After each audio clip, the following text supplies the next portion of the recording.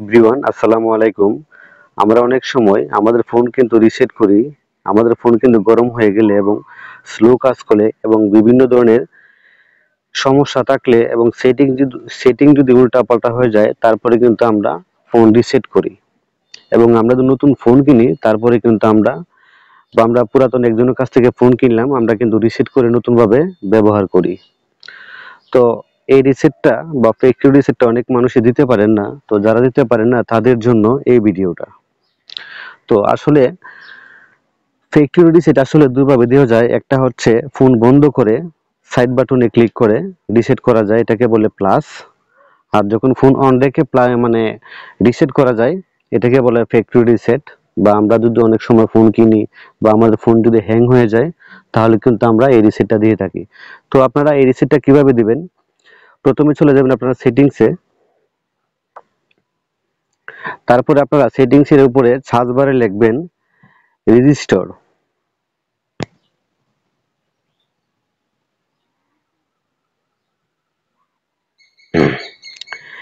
Register লেখার পরে নিচে দেখবেন এই যে ইরেজল ডাটা ফ্যাক্টরি রিসেট, এই অপশনটা আপনারা সার্চ বারে লেখার পর চলে আসবে। এখন আপনারা এটার মধ্যে ক্লিক করবেন। ক্লিক করার পরে এখানে কিন্তু 4টা অপশন আছে। আপনারা যদি রিসেট নেটওয়ার্ক সেটিং, আপনাদের ফোনে যদি কোনো ধরনের নেটওয়ার্ক এবং সিমের ডাটা কাজ না করে বা সিমের কোনো সমস্যা হয় বা ডাটা কাজ করতেছে না, তখন আপনারা রিসেট নেটওয়ার্ক সেটিং এ দিলে কিন্তু সেটটা কিন্তু রিবুট হয়ে কিন্তু অটোমেটিক ঠিক হয়ে যাবে, কোনো ধরনের সমস্যা থাকবে না।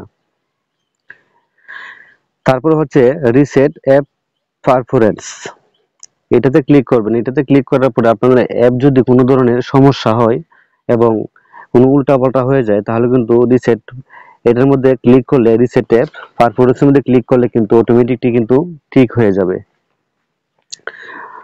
তারপরে আপনার ফোন অল কিছু ডিলিট করতে চান এবং সবকিছু ডিলিট করে দিতে চান এবং আপনার সেট পুরো নতুন বানাতে চান তাহলে কিন্তু আপনারা এই যে ইরস অল ডাটা ফ্যাক্টরি রিসেট, এটার মধ্যে ক্লিক করবেন।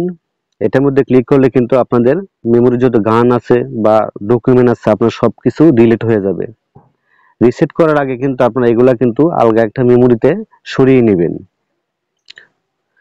এটার মধ্যে ক্লিক করার পরে আপনাদের কি কি ডিলিট হবে, আপনাদের কিন্তু প্রথমে হোয়াটসঅ্যাপ চলে যাবে, তারপরে ইমো চলে যাবে, জিমেইল চলে যাবে। হ্যাঁ, আপনাদের কিন্তু সব অ্যাকাউন্ট কিন্তু ডিলিট হয়ে যাবে।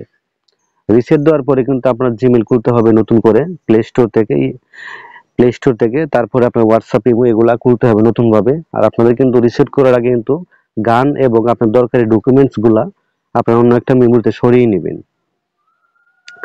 তারপর এটার মধ্যে ক্লিক করলে কিন্তু রিসেট হয়ে যাবে। যদি আপনার লক থাকে তাহলে লকটা দিয়ে দিবেন। আশা করি বুঝতে পারছেন। যারা রিসেট করতে পারেন না তারা এই ভিডিওটা দেখতে পারেন। তো ভিডিও যদি ভালো লাগে তো চ্যানেলটি সাবস্ক্রাইব করে দিবেন, ভিডিও থেকে লাইক দিয়ে দিবেন। সবাই ভালো থাকবেন। আল্লাহ হাফেজ।